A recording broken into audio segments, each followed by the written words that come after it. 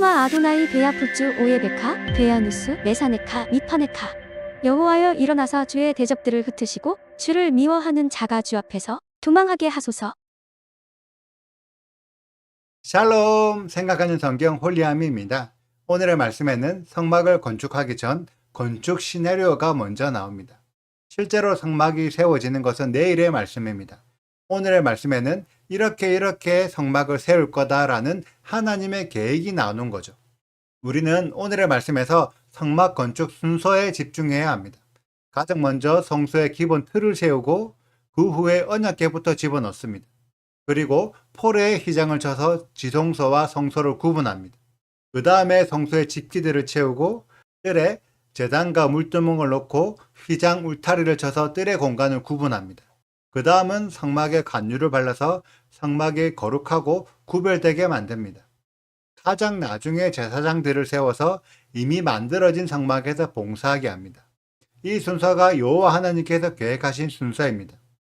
이때 가장 중요한 장소는 지성소이며 지성소 안에 들어가는 언약궤입니다.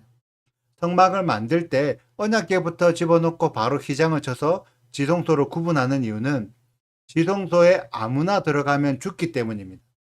그래서 휘장으로 지성소를 구분하기 전에 먼저 언약궤를 넣어서 더 이상 사람들이 들어가지 못하도록 순서를 짭니다. 그렇게 되면 제사장을 제외한 어느 누구도 지성소 안에 들어가서 언약궤를 만질 수가 없는 거죠. 허락되지 않은 사람이 언약궤를 만지면 어떤 일이 일어날까요? 사무엘상 6장 19절을 보면 블레셋에게 빼앗겼던 언약궤가 블레셋 사람들을 치고 벳세메스로 돌아왔습니다. 이때 언약궤 안이 궁금했던 벳세메스 사람들이 언약궤 안을 들여다봤는데 그때 5만 70명이 죽는 엄청난 대학살이 일어납니다. 과연 당시에 언약궤 주위에 5만 명이나 되는 사람이 모여 있었을까요? 저는 그러지 않았을 것이라고 생각합니다. 다만 언약궤 주위로 반경 수키로 안에 있던 사람들이 다 죽었을 것이라고 생각합니다. 그것이 허락 없이 언약궤를 만진 벌입니다. 그렇기 때문에 성막에 가장 먼저 지성소를 만들어서 허락 없이 사람들이 언약궤를 만질 수 없게 하셨다고 생각합니다. 그리고 성막에 봉사할 제사장들도 세웠는데 제사장들을 먼저 세우고 제사장들이 성막에 관유를 발라서 구별시킨 것이 아니라 먼저 성막에 관유를 발라서 구별시킨 후 구별된 성막에 맞는 사람을 제사장으로 세웁니다. 이 차이가 미묘하지만 너무 중요한 차이입니다. 여러분들은 오늘의 순서를 들으면서 어떤 생각이 드나요? 여호와의 성막은 최대한 사람의 생각이 개입해서는 안 되는 성막입니다. 제사장을 먼저 세우고 관유를 발라 구별시킨다면 자격 없는 제사장이라도 성막의 제사장으로 세워질 수가 있습니다. 그런데 먼저 성막에 관유를 발라 구별시켜 놓고 그 후에 제사장을 세우는 것은 이미 구별된 성막을 제사장이 임의로 바꾸지 말라는 의미입니다. 저는 이것이 하나님께서 세우실 성막의 기본 정신이며 또한 하나님께서 원하시는 교회의 모습이라고 생각합니다.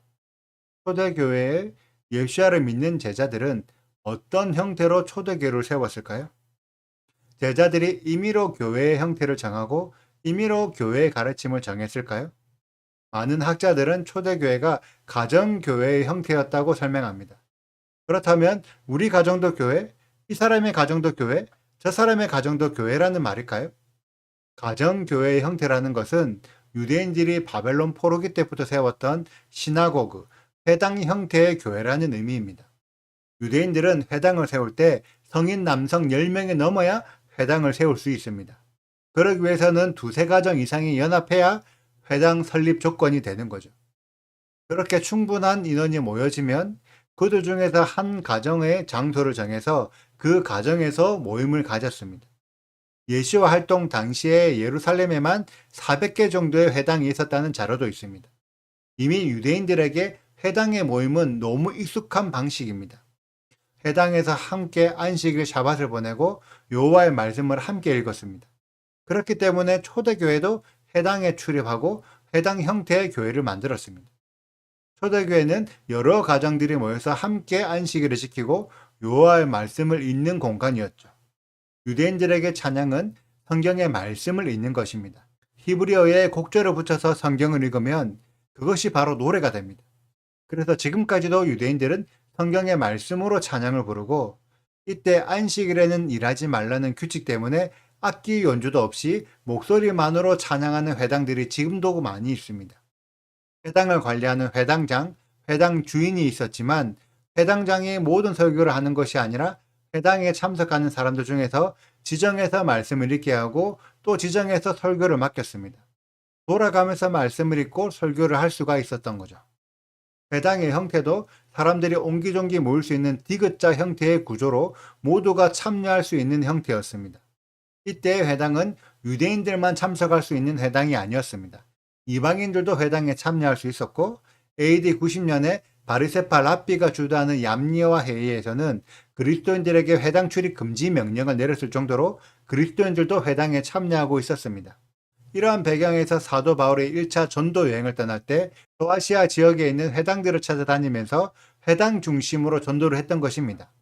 우리가 이런 유대적인 배경을 이해한다면 초대교회도 일종의 회당이었다는 것을 이해할 수 있습니다.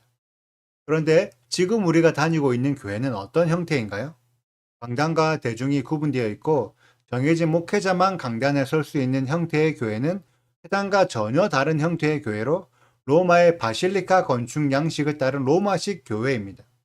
바실리카는 큰 규모의 건물을 빠른 속도로 시공할 수 있는 건축 방식으로 급속도로 교회 수를 늘릴 수 있는 건축 양식이기도 했습니다. 그래서 이 형태의 교회는 AD 313년 밀라노 칙령 이후부터 급속도로 세워졌던 로마식 교회의 형태입니다. 그런데 문제는 회당 형태의 교회에서 바실리카 형태의 교회로 바뀌면서 일반 대중들은 교회 안에서 발언권을 상실하게 되었습니다. 큰 규모의 건물 안에서 소수의 정해진 사람들, 주교라는 성직자들만 강단에서 설교할 수가 있었고 나머지 사람들은 일방적으로 듣기만 해야 했습니다. 회당에서는 함께 말씀을 읽고 돌아가면서 설교를 하면서 질문과 토론을 할 수 있는 형태였는데 바실리카 교회로 바뀌면서 더 이상 일반 대중들은 설교에 참여하지 않아도 되고 성경에 관심을 갖지 않아도 되는 구조가 되었습니다. 특히 가톨릭 교회가 세워지고 성경 낭독 및 기도에 라틴어 사용이 의무화되면서 라틴어를 모르는 대중들은 참여하고 싶어도 참여할 수 없게 되어버렸습니다.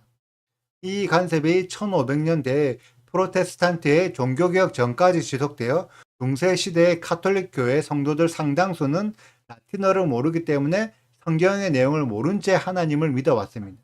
종교개혁 이후 인쇄술의 발달로 성경이 여러 언어들로 번역이 되고 대중들에게 부담 없이 성경책으로 전달되면서부터 교회 성도들은 성경의 내용을 이해하기 시작했는데 이미 이때에는 가톨릭의 수많은 교회들이 만들어지고 신학이라는 두꺼운 벽이 형성된 이후라서 대다수의 교회 성도들은 교리와 신학을 따라 성경을 이해하게 되었습니다.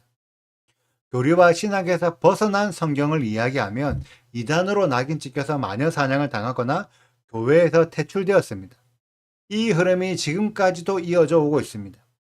분명히 초대교회 성도들은 사도들의 가르침을 적극적으로 배웠고 자신의 신앙을 여러 사람들에게 이야기하고 토론을 하면서 점검을 받고 더 높은 신앙으로 성장할 수 있었습니다. 그리고 자신들의 가정이 교회 설립에 중요한 지분을 차지하고 있어서 적극적으로 교회 활동에 참여함으로 함께 성장하는 교회 분위기를 만들었습니다. 그런데 지금의 교회는 어떠합니까? 내가 원하는 대로 내 신앙을 표현해서 토론을 하거나 점검을 받을 수 있습니까? 교회 성장이 내 가정의 성장과 연결되어 있습니까? 무엇보다도 가장 중요한 것은 교회 성도들이 성경에 관심이 있습니까? 지금의 교회는 적극적으로 성경의 내용을 이해하고자 성경을 읽고 긴 시간 동안 성경을 연구해도 교리와 신학들 때문에 제대로 이해할 수조차 없게 되어버렸습니다. 제가 어제와 오늘 기독교 교회에 대한 비판적인 이야기를 하는 이유는 기독교 교회가 잘못되었으니까 교회를 다니지 마라 그런 목적이 아니라 교회를 하나님이 세우셨다면 하나님이 원하시는 교회로 회복되길 바라는 마음으로 냉정하게 이런 이야기를 하는 것입니다. 오늘의 말씀에서 여호와의 성막은 최대한 사람의 손을 타지 않길 바랬습니다. 사람의 임의대로 바꾸지 않고 여호와의 명령을 그대로 이어갈 수 있기를 바랬습니다. 그래서 관유를 발라서 구별시켰는데 무엇으로부터 구별되냐면 사람의 생각, 사람의 가르침으로부터 구별되었습니다. 그게 하나님께서 원하시는 교회의 모습이라고 저는 생각합니다. 사람의 생각보다 성경의 내용이 더 위에 서 있는 교회, 사람의 가르침으로부터 구별된 교회에 구별된 목회자들이 세워지는 것. 그래서 모두가 함께 토론하고 성경을 고민해 보면서 하나님의 의도를 발견하고 하나님의 마음을 있는 그대로 전달하는 교회. 저는 그런 교회가 세워지길 꿈꾸고 있고 지금도 모든 교회가 그러한 초대교회로 회복되길 바라고 있습니다. 홀리함의 가족들도 사람의 가르침에 빠지지 않고 하나님의 마음을 있는 그대로 전달하는 교회가 세워지고 또 회복될 수 있도록 함께 기도해 주시길 바랍니다. 오늘의 영상은 여기까지입니다. 오늘의 말씀 읽으시고 궁금하신 부분이 있다면 언제든지 댓글로 남겨주세요. 오늘도 감사합니다. 샬롬. 여호와께서 모세에게 말씀하여 이르시되 너는 첫째 달 초하루에 성막 곧 회막을 세우고 또 증거궤를 들여놓고 또 휘장으로 그 궤를 가리고 또 상을 들여놓고 그 위에 물품을 진설하고 등잔대를 들여놓아 불을 켜고 또 금향단을 증거궤 앞에 두고 성막 문에 휘장을 딸고 또 번제단을 회막에 성막 문 앞에 놓고 또 물두멍을 회막과 제단 사이에 놓고 그 속에 물을 담고 또 뜰 주위에 포장을 치고 뜰 문에 휘장을 딸고 또 관유를 가져다가 성막과 그 안에 있는 모든 것에 발라 그것과 그 모든 기구를 거룩하게 하라. 그것이 거룩하리라. 너는 또 번제단과 그 모든 기구에 발라 그 안을 거룩하게 하라. 그 제단이 지극히 거룩하리라. 너는 또 물두멍과 그 받침에 발라 거룩하게 하고 너는 또 아론과 그 아들들을 회막 문으로 데려다가 물로 씻기고 아론에게 거룩한 옷을 입히고 그에게 기름을 부어 거룩하게 하여 그가 내게 제사장의 직분을 행하게 하라.